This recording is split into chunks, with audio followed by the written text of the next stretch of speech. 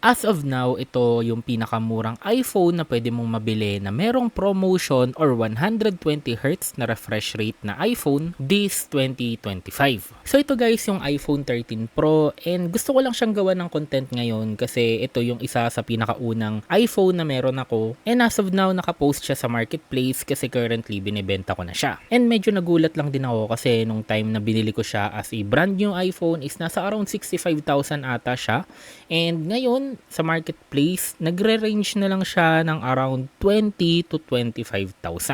And after using the phone for 4 years, nasa around 80% na yung ating battery health. And as a main daily driver, sa years na ginamit siya, I can say naman na napakasulit niya. Ngayon nag-upgrade tayo ng iPhone 16 Pro Max, which i-review natin sa future video. Pero ngayon sasagutin muna natin yung tanong na sulit pa rin ba ang iPhone 13 Pro ngayong 2025? Pagdating pa lang sa build quality mga kabumno, sa ilang years na ginamit ko siya, ang daming times na nalaglag, nadula sa kamay, tumama sa pader, pero parang good as brand new pa din yung itsura nito. And ever since talagang Android guy ako, makikita nyo naman sa uploads ko, bihira lang ako na related sa iPhone. Pero as a content creator, ang pipiliin ko talaga iPhone. Ang dahilan dito nakagamit na ako ng ilang flagship phones including yung mga Ultra series ng Samsung, pero talagang iba yung quality ng photos and videos once na in-upload na siya sa social media pag iPhone yung ginagamit mo. Even sa gaming until now, kaya niyang sabayan even yung mga bagong release pa na games. Talagang napaka-smooth and halos walang lag. And may mga exclusive settings pa kagaya na lang sa Genshin Impact. Sa iOS lang available ang 120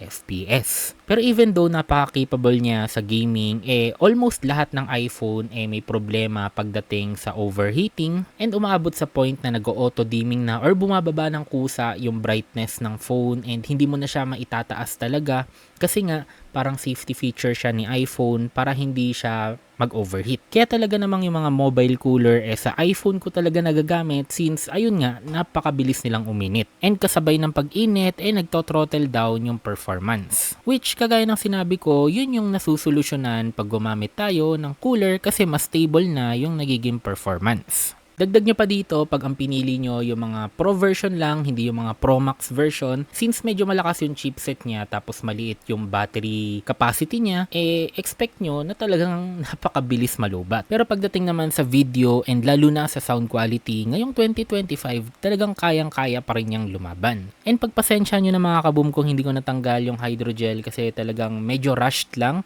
yung pag-record ko dito and gusto ko lang talaga i-share sa inyo. Anyway, ito pala muna yung sample ng sound quality niya.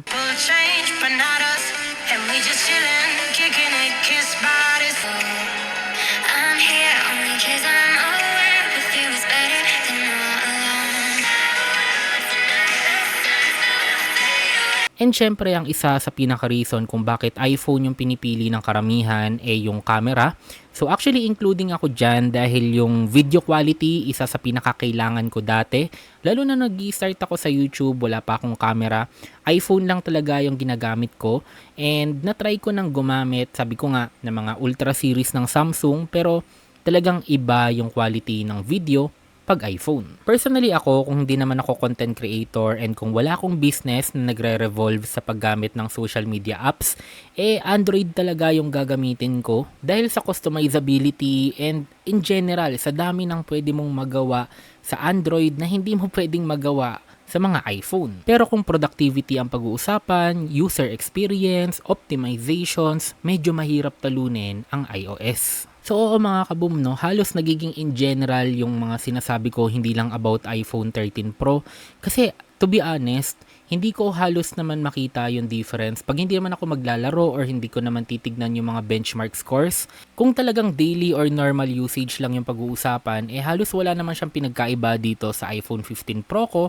And dito sa iPhone 16 Pro Max, wag lang natin pag-usapan yung battery life. And yung mga ibang improvements pagdating sa camera. Meaning ganun siya kagrabe even after ilang years, kayang-kaya pa rin niyang sumabay sa mga phones ngayon, even dun sa mga bagong launch lang na iPhone. Kaya naman yes mga kaboom, talagang sulit na sulit pa rin siya ngayong 2025 for some people, pero I can see din naman kung bakit hindi siya magiging sulit para sa iba pang tao. Pero ang magiging problem nyo kung gusto nyong bumili ng iPhone 13 Pro is currently phased out na siya or discontinued na siya, meaning second hand na lang ang pwede nyong mabili sa local stores or sa marketplace. Pero don't worry kung kailangan mo ng tulong kung paano pumili at bumili ng second hand phone. May nagawa na akong video dyan dati para malaman mo kung ano yung mga dapat mong i-check, dapat mong tignan, para ma-sure mo na sulit yung bibilin mo na second hand iPhone.